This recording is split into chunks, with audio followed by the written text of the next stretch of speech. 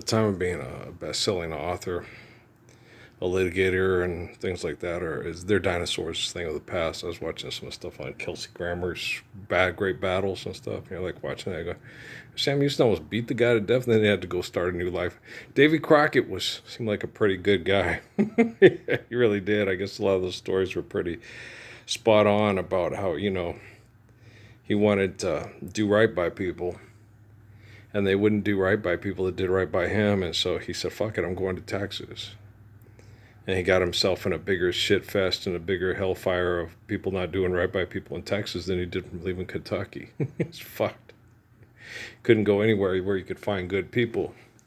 Joseph Smith discovered that going west too, that everywhere you went, there's always some asshole on every corner waiting to rape your daughter. And, like they called the Sioux, the Perry Pirates, and the Lewis and Clark documents and stuff. So they'd size you up and know they were going to come back later in the night when you were vulnerable and try to rip you off.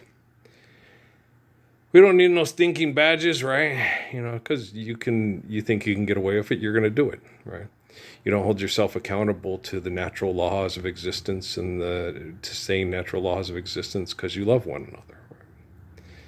And so they got this thing, I'm watching this Simon and Schuster thing. You got these people talking about romance. It's like, you write books about affection and sex for lots of money. Okay. I've been deprived of romance my whole life because people want to publish books and be best-selling authors and win awards for it or get lots of money and then have a large following because of it. Romance. Romance is lived. It's not written about in a book. Okay.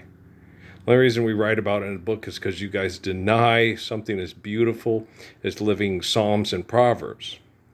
Psalms and Proverbs, you read Psalms, it talks about living a romantic life because you're a faithful person.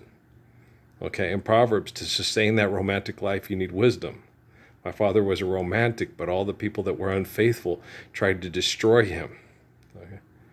And then eventually did cause his demise far sooner than Solomon would have desired because his father was under constant attack by vicious, selfish people.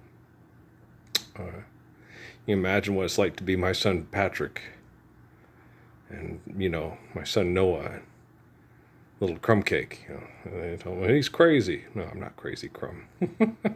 I sent Bulgaria a king and they tried to kill him with diabetes because they have bureaucracy in Bulgaria too, right? Bulgaria is no better or no worse than the United States. There's not a country in the world that's better than the United States, but there's also not a country in the world that's worse than the United States. Okay. We're just a big clusterfuck of egotistical inhumanity, thinking you're doing great things and leaving it on pieces of paper or in video. Sucks, right? I don't want to do anything great. All I want to do is just love and be loved in return. I never wanted to be a great person. I always knew my whole life I was going to be a very, very famous public figure person. I always knew that from the time I was young. And I ran away from it everywhere I went. Because I didn't want anything to do with it. All I wanted was to love and be loved in return. All I wanted was a faithful wife to raise faithful kids and them to marry faithful people and have faithful grandkids. That's all I've ever wanted in our life. Because it's all we need. That's all we need, And you get the girl with the Rastafarian poet here and the other lady, we need to have that fighting spirit of the 60s. You all got high and fucked, okay? And got together and saw poor people be murdered by corporations and threw dog shit at them at the goddamn helicopter pads in San Francisco and called them baby killers. Okay? You turned into self-righteous, indignant shitheads. You still participate in the economics, but you won't go kill other poor people for rich people, so you're better than the people that were forced to do it. You were assholes. You were fucking assholes. You're still fucking assholes. You have a bunch of kids on college campuses saying they support one economic group that's willing to do terrorist activity to take over the economics of the other economic group that's willing to do terrorist activity through philanthropy and not acknowledging the faith of Father Abraham, right? Fucking sucks. Simon and Schuster. Yeah, Centennial. 100 years of writing down in books how we should live without living that way at all, or reflecting on why we had to live that way and aren't we getting better? Flip it and reverse it. Is it time to live the Lord's Prayer and go back to Psalms and Proverbs yet? It's fucking sucks. Right? Shouldn't watch these people. They keep talking. They have no idea who's watching. Okay? There could be a man on planet Earth today like Jesus Christ, like David of Israel, like Adam of Mount Zion in Africa. Okay? Only he looks a lot different. Short little white kid. Half his dad's size, right? Don't look nothing like his dad. Well, physically, he resembles his dad in spirit, right? But because he doesn't physically look like his dad, Rastafarians won't accept him as the father of faithful love. Well, take somebody who is a father of faithful love in Ethiopia and turn him into a god and torture him too. Assholes. They are. They're assholes. And because they're angry, they divide themselves, make themselves tribal, secular, and insular, and they fight and fight and fight, and then they feel sorry for themselves because they're stuck in that fight instead of trying to teach people how to love one another. They feel they're superior in their intellectual perception of what they perceive as reality through their finite existence. What's Stephen Hawking teaching? I mean, not Stephen Hawking, Stephen King teaching us right now. You in good voice? Want me to drop a center block in your other foot? Mean old aunt. A mean bitch. And no wonder his family, you were in good voice that day, so he crushed his foot with a center block when he was a kid. His aunt told him he was in good voice that day. It's like, wow, so getting hit by that van really didn't have that much of an effect on you, did it? It did. His books went from Cujo and Christine and things like that to Shawshank Redemption and Green Mile. He got a little more religion in his life. Well, I guess the center block on the foot wasn't enough. I guess we had to hit him with a van. I'm just kidding around. I'm joking. Are you? I don't know. No, I don't talk to Stephen King much. He's a little out there, man. I remember his law was really into his stuff, and I was like, he's creepy, and he likes making people creep out. I've met a lot of people like that, like Danny Holland, from foster care.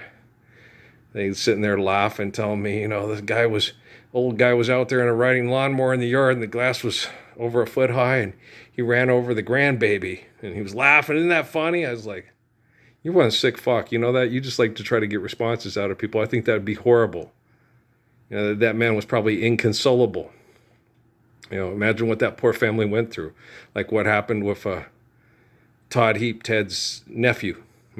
Ted, my friend from basic training. He was a very rich guy with a nice car, was going to the store. This little girl wanted to go to the store with him and pulled up behind him with some kind of thing. What I heard, I'm not sure exactly how it went down, but he was backing the vehicle out to go to the store and ran over his own daughter. And it killed her. Okay. Because we're philanthropists and we got things to do and places to go, and real customers paid for their testimonial, right? And go to that hotel, motel, Holiday Inn, make sure you make lots of money and that you compete real hard for it and you work really hard for it. Put all that effort in. Lots of effort. Hey, that's Rupert Holmes. I like Rupert Holmes. Over by the window, there's a pack of cigarettes. Not my brand, you understand? Sometimes the girl forgets. She forgets to hide them. I know who left those smokes behind. She'll say, oh, he's just a friend. And I'll say, oh, I'm not blind to him. What's she going to do about Shim? She's going to have to do without them hiding in the walls. One of the guys at Fort Huachuca told me they can put surveillance equipment in a cereal box. To maintain the status quo of their great perception of their great inventorship and shit. And they had this one lady on a fucking C-SPAN 1, right? And she was on with Mr. What was his name? Harry First. I forgot what the other lady's name was. But she sits there and she talks about China's big tech and how it is we have to do. Not once did she talk about the welfare of the people. Not once did she talk about how we can save our planet from consumerism and conflict and competition and overconsumption, overproduction.